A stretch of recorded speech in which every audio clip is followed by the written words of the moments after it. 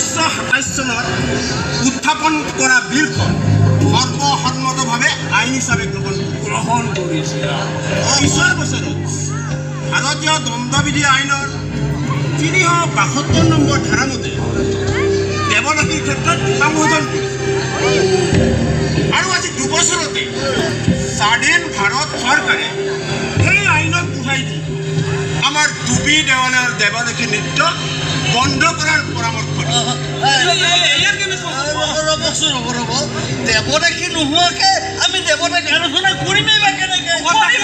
এইটোতো সম্ভৱ কথা নহ'ব। আমি কোনো কাৰণতে এই কথা ইমান অধৈৰ্য হ'ব নালাগে।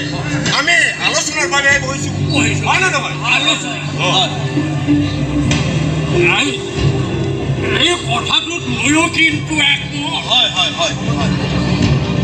অসমকে ধৰি ভাৰতবৰ্ষৰ বিভিন্ন মঠ মন্দিৰ দেৱালয়ৰ দেৱদাসীসকলক সিহঁতে নদী বেশ্যা বুলি ক'বলৈ কুণ্ঠাবোধ নকৰে। বুজিছেনে কথা? আমাৰ ইয়াতো এটা কথা আছে নহয় যে কুমাৰী ছোৱালীবোৰে বিগ্ৰহক পূজা কৰাৰ পিছতহে তেওঁলোক দেৱদাসী হৈ যায়। তেওঁলোকেতো কোনো কাৰণতে বেয়া বৃত্তিত প্ৰমাণ আছিল তেনেস্থলত এইবোৰ আমি হ'বলৈ দিম কেনেকৈ? নোৱাৰে, কোনো কাৰণতে নহ'ব।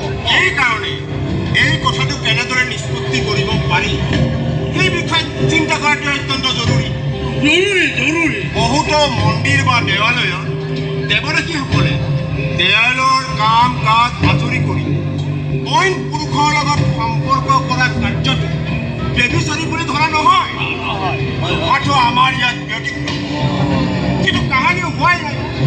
ক্ষমা মাৰ্জনা, মই জনাত 1872 নে 73 চনৰ 1 মে'ত বংগ চৰকাৰ আৰু অসম চৰকাৰে এই দেৱালয় দেৱদাসীৰ কথাটোৰ ওপৰত অনুসন্ধান চলাইছিল। তেতিয়া নিজ বা নিন্দনীয় নহয় বুলি পায়।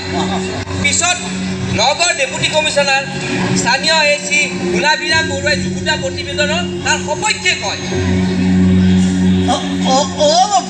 বাপু তুমি দেখোন ভালে কেইটা দিশৰ খবৰ ৰাখিছা।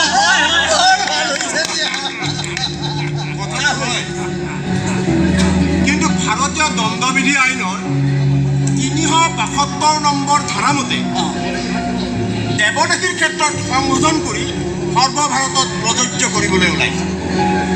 তাৰোপৰি ইংৰাজ চৰকাৰে এক আন্তৰ্জাতিক চনদতো স্বাক্ষৰ কৰি থৈছে।